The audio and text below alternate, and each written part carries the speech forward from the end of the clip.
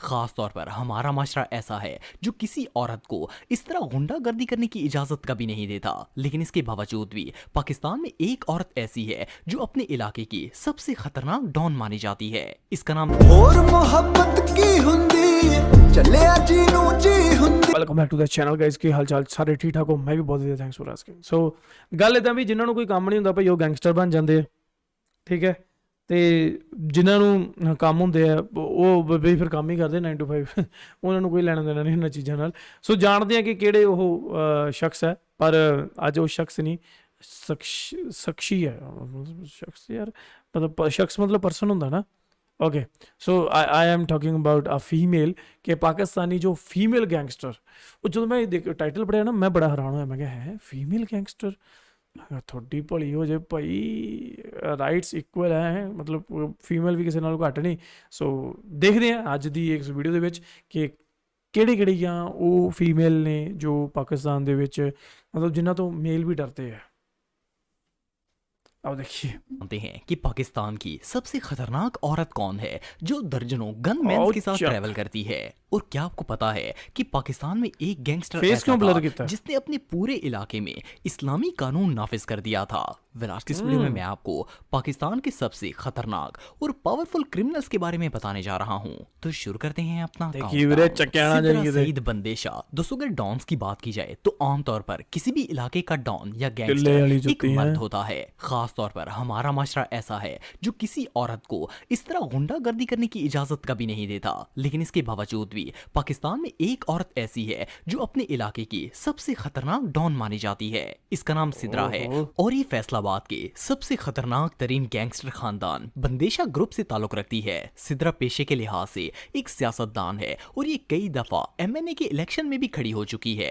इसका रोब और दबदबा इतना ज्यादा है कि ये अकेली ही 100 मर्दों के बराबर है। वेल ये औरत जितनी बड़ी डॉन है, इसकी दुश्मनियां भी इतनी ही बड़ी हैं। इन दुश्मनियों के चलते इसके भाई और चचा का कत्ल तक हो चुका है। सिर्फ इतना ही नहीं बल्कि सिद्रा पर खुद भी कई दफा कातलाना हमले हो चुके हैं, लेकिन आज तक कोई इसका एक बाल भी बांका नहीं कर सका। जब ये घर से निकलती है तो इसका प्रोटोकॉल और सिक्योरिटी किसी प्राइम मिनिस्टर से कम नहीं होती। इसके आगे पीछे गार्ड्स की दर्जनों गाड़ियां होती हैं और आगे पीछे गार्ड्स की फौज मौजूद होती है। बहरहाल जो भी हो, पाकिस्तान जैसे मुल्क में मतलब ਇਹਦਾ ਕਿੱਦਾਂ ਪੋਸੀਬਲ ਹੈ ਯਾਰ, ਕਿਉਂਕਿ ਸਾਡੇ ਇਧਰ ਰੂਲਸ ਆ ਕਿ ਕੋਈ ਵੀ ਬੰਦਾ ਕੋਈ ਐਮਐਲਏ ਵੀ ਹੈ ਨਾ ਬਈ ਉਹਦੀ ਗੱਡੀ ਤੇ ਵੀ ਜਿਹੜੀ ਰੈੱਡ ਬੱਤੀ ਨਹੀਂ ਲੱਗੂਗੀ, ਠੀਕ ਹੈ, ਜਾਂ ਉਹ ਸਿਕਿਉਰਿਟੀ ਵੀ ਇੰਨੀ ਨਹੀਂ ਰੱਖ ਸਕਦਾ।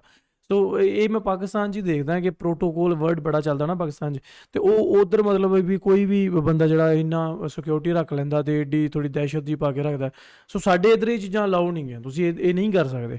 ਮਤਲਬ ਕੋਈ ਪੋਲੀਟੀਸ਼ੀਅਨ ਹੈ, ठीक है, कोई आम बंदा है, तुसी एडी सिक्योरिटी लैके सड़कों ते नहीं चल सकते ना जी ना। ऐसा सीन रोज रोज देखने को नहीं मिलता। चौधरी हसाम वड़ाइच। दोस्तों हसाम वड़ाइच का ताल्लुक वैसे तो फैसलाबाद से है, लेकिन ये शख्स मशहूर पूरे पंजाब में ही है और इसकी मशहूरी की वजह इसका पेशा है। कहने को तो ये एक पॉलिटिशियन है, लेकिन इस समेत इसका पूरा खानदान बहुत बड़ा गैंगस्टर है। सारे पॉलिटिशियन ही होंगे, गैंगस्टर है। पॉलिटिशियनां ते पैंदियां ओह FIRs परचे पुरचे ते जेलां च भी उही जांदे आ ते अनपढ़ भी उही हुंदे आ। कमाल है यार, जिंदगी दा पॉलिटिशियंस दी है भाई। मतलब एक बंदा जड़ा कोई IAS ऑफिसर है, दिन रात मेहनत करके अखां कालियां कर करके वो पढ़दा, ठीक है, तो फिर वो सैल्यूट मार रहा अपनी जॉब दे विच एक अनपढ़ बंदे नूं। सोच सकते हो भी अपने देशां दे भविख। असल में चौधरी हसाम का वालिद चौधरी अमजद वड़ाइच था, जो अपने दौर में कई दफा MNA भी मुंतखब हुआ। चौधरी अमजद के दूसरे सियासी लीडरों के साथ काफी दुश्मनी ताल्लुकात थे और आहिस्ता आहिस्ता ये दुश्मनी इतनी बढ़ गई कि बात खानदानों के कत्ल तक पहुंच गई थी। इन लोगों के पास न सिर्फ ढेर सारा पैसा है बल्कि पावर भी हद से ज्यादा है, जिसकी वजह से ये अपने इलाके के बहुत बड़े बदमाश बन गए। आप बिलीव नहीं करेंगे कि ये लोग अब तक 104 बंदों का कत्ल कर चुके हैं। वेल कुछ अरसा पहले इसके वालिद चौधरी अमजद की तो डेथ हो गई है, लेकिन इसका बेटा हसाम अभी भी किसी डॉन से कम नहीं है। इतना बड़ा गैंगस्टर होने के बावजूद आज तक पुलिस या एंटी करप्शन का एक भी शख्स इस पर हाथ नहीं डाल सका। उल्टा इसे इतना प्रोटोकॉल दिया जाता है जैसे ये कोई वजीर आजम है। हसाम की दुश्मनी इतनी ज्यादा थी कि एक दफा दुश्मनों ने इसके डेरे पर ग्रेनेड्स और रॉकेट लॉन्चर से हमला कर दिया था, लेकिन इसके ताल्लुकात इतने ऊपर तक थे कि प्राइम मिनिस्टर हाउस से इसकी हिफाजत करने के लिए 15 गार्ड्स भेजे गए थे। ये जब भी घर से बाहर बाहर निकलता है तो दर्जनों गाड़ियां इसके आगे पीछे हिफाजत के लिए मौजूद होती हैं। सिर्फ इतना ही नहीं बल्कि इसके साथ 24 घंटे गनमैन भी फिरते हैं जो कि हाईली ट्रेंड और प्रोफेशनल होते हैं। एनीवे जो भी हो, ये बंदा वाकई में बहुत पावरफुल है। काशी भट्टी। दोस्तों, आप में से बहुत से लोगों ने कच्चे के डाकुओं का नाम तो सुना होगा। ये लोग इतने खतरनाक है कि इनकी दहशत से पुलिस भी डरती है। लेकिन क्या आपको पता है कि पाकिस्तान में एक ऐसा क्रिमिनल था जिससे पुलिस तो क्या, कच्चे के डाकू भी डरते थे। वेल, ये जो शख्स आप देख रहे हैं इसका नाम काशी भट्ट था और इसका ताल्लुक पाकिस्तान के इलाके सालार भटिया से था। बेसिकली ये अपने गांव का सबसे बड़ा क्रिमिनल था, बल्कि ये गांव को ही ऑन करता था। ये खुलेआम मंशियात और असला बेचता और किसी की जरूरत नहीं थी कि इस पर हाथ डाल सकता।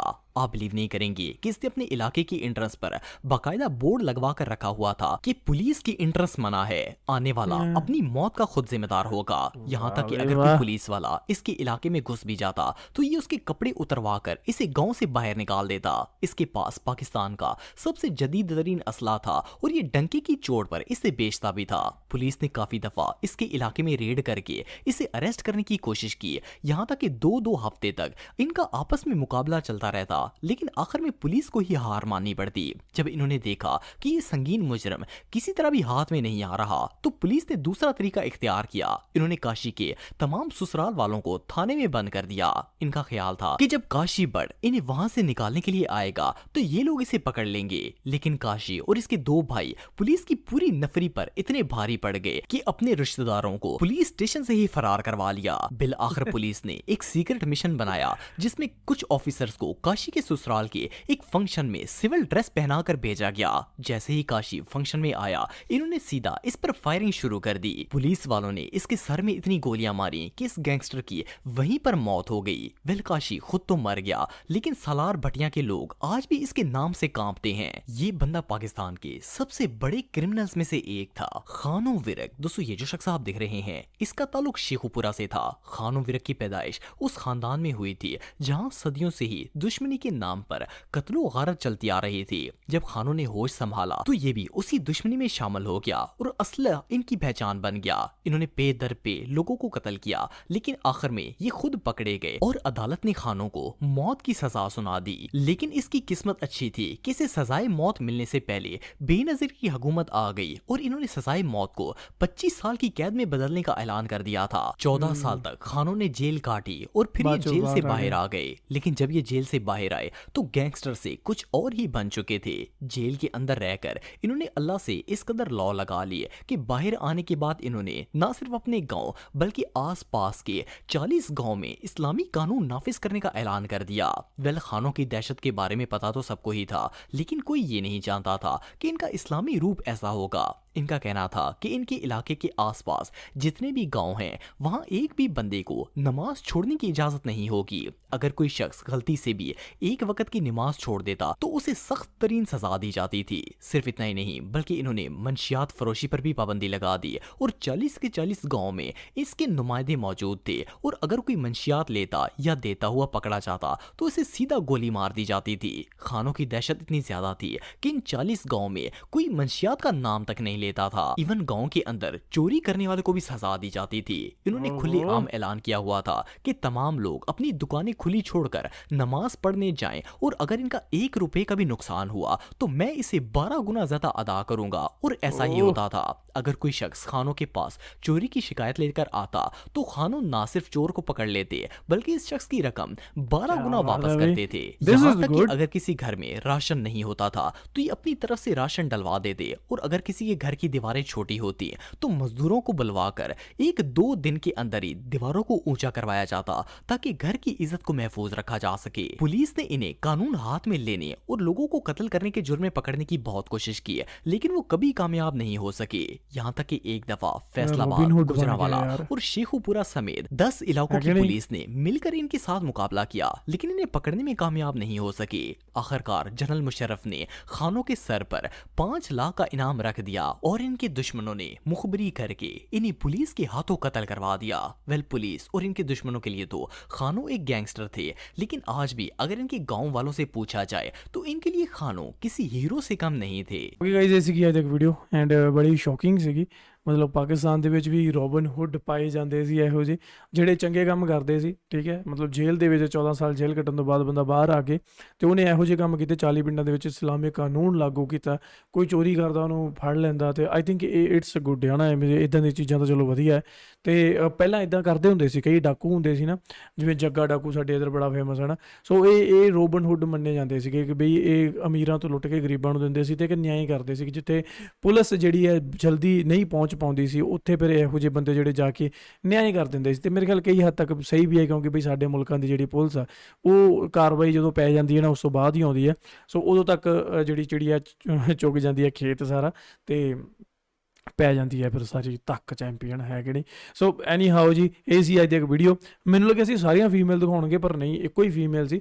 ਤੇ ਆਈ ਥਿੰਕ ਇੱਕ ਵੀ ਬਹੁਤ ਹੈ ਭਾਈ, ਕਿ ਇੱਕ ਉਹ ਫੀਮੇਲ ਜਿਹਨੇ ਜ਼ਿਕਰ ਕੀਤਾ ਇਹੋ ਇਸ ਫੀਲਡ ਦੇ ਵਿੱਚ ਆਉਣ ਦਾ, ਬਹੁਤ ਵੱਡੀ ਗੱਲ ਆ ਵੀ। ਸੋ ਸਹੀ ਹੈ ਭਾਈ, ਸਹੀ ਹੈ। ਜੇ ਚਾਹੁੰਦੇ ਹੋ ਕਿ ਮੈਂ ਇੰਡੀਅਨ ਜਿਹੜੇ ਗੈਂਗਸਟਰਸ ਹੈ ਇੱਦਾਂ ਦੇ, ਉਹਨਾਂ ਦੀ ਵੀ ਵੀਡੀਓ ਲੈ ਕੇ ਆਵਾਂ, ਤਾਂ just do let me in the comment section below. ਮਿਲਦੇ ਹਾਂ next video, till then make sure you hit that subscribe.